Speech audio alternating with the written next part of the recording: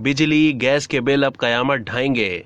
शेख रशीद का मुशर्रफ और नवाज की वतन वापसी से मुतालिक बड़ा दावा। अवामी मुस्लिम लीग के सरबराह शेख रशीद ने अपने एक बयान में दो बड़े दावे कर दिए। एक दावा तो इत्तेहादी हुकूमत के मुस्तकबिल में महंगाई करने, जबकि दूसरा नवाज शरीफ और परवेज मुशर्रफ की वतन वापसी से मुतालिक है।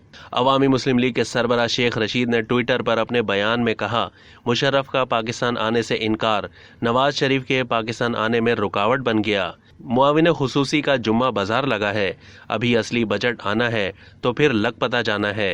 शेख रशीद का कहना था कि मईशत वेंटिलेटर पर और सियासी निज़ाम ICU में है। साम्राजी एलामिया के गलत अंदाजे ने नून लीग की सियासत, इस्टेब्लिशमेंट और अदलिया के वक़ार को सख्त नुकसान पहुंचाया है। उन्होंने ये भी कहा कि मुल्क अफवाहों की जद में है, जुलाई में बिजली गैस के बिल कयामत ढाएंगे।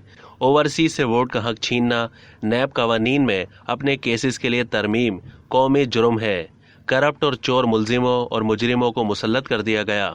अब तक के लिए इतना ही। मज़ीद मालूमात के लिए डेली जंग के YouTube चैनल को सब्सक्राइब कीजिए और फेसबुक के पेज को भी लाइक कीजिए।